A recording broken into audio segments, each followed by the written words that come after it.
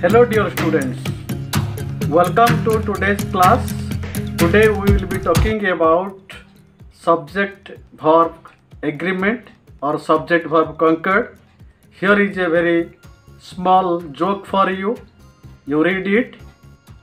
One day the teacher asked the student, "Are you the monitor of the class?" The student replied, "Yes, I am." So do you find any wrong in the student's reply? But you may think this answer is incorrect. But why? The rule says verb must agree with the subject, with number and person. If the subject is singular, the verb must be singular. If subject is plural, verb must be plural. Similarly, there is also agreement between person, for example, first person, second person, third person. First person, I, it agrees with am, was, do, have. In first person, we, that agrees with are, were, do and have. Second person, are, were, do, have. Third person, singular number, he, she, Ram. He, she, Ram, that goes with is, was, has, does. Okay, so from this you can mark that verb are never agrees with subject I. That's why the student's reply is incorrect. Let's discuss subject verb agreement with number. Okay, that means boy singular number, boys plural number, right? So how subject and verb agreement takes place with number? The boy is playing, the boy are playing, the boys is playing, the boys are playing. You choose two sentences in which there are correct agreement between subject and verb. Okay, the boy is subject, this is singular, so it must take singular verb, that is. Boys plural and plural verb, that is are, agree with the second sentence. The other two sentences are incorrect.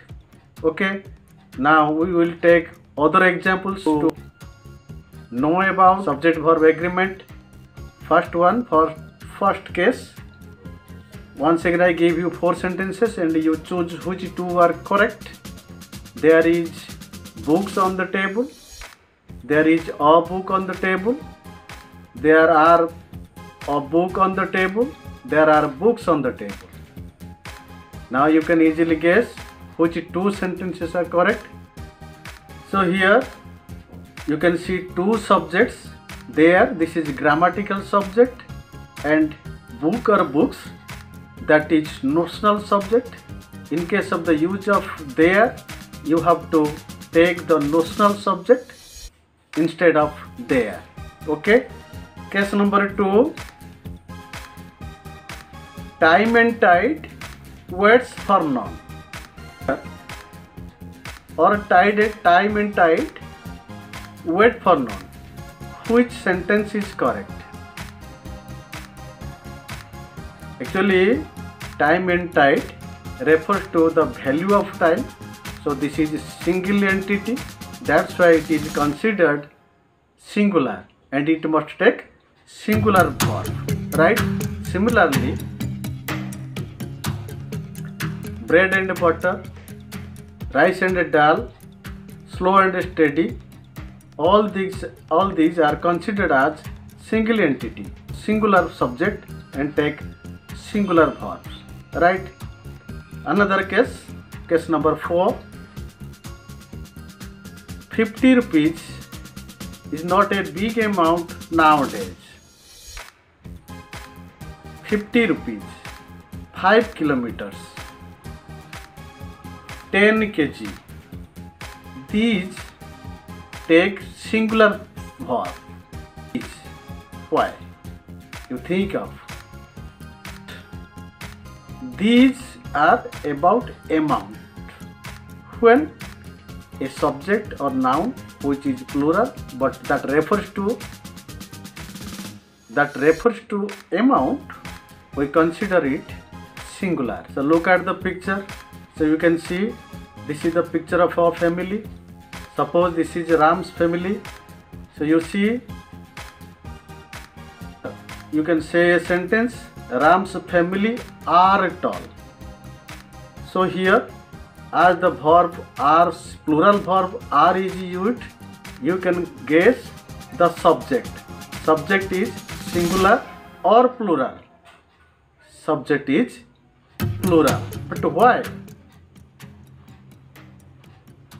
That means Ram is tall, Ram's wife is tall, Ram's children are also tall. So when it refers to members, that is plural. But family can be used as both singular and plural.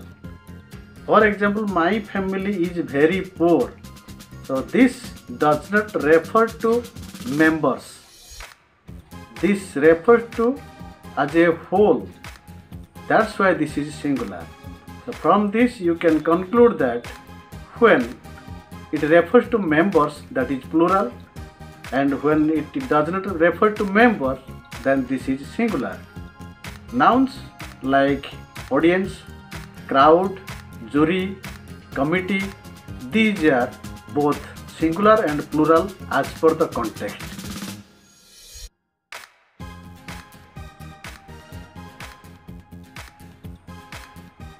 So this is about today's lesson. Hope this lesson is easy, joyful, and you will like it. Thank you.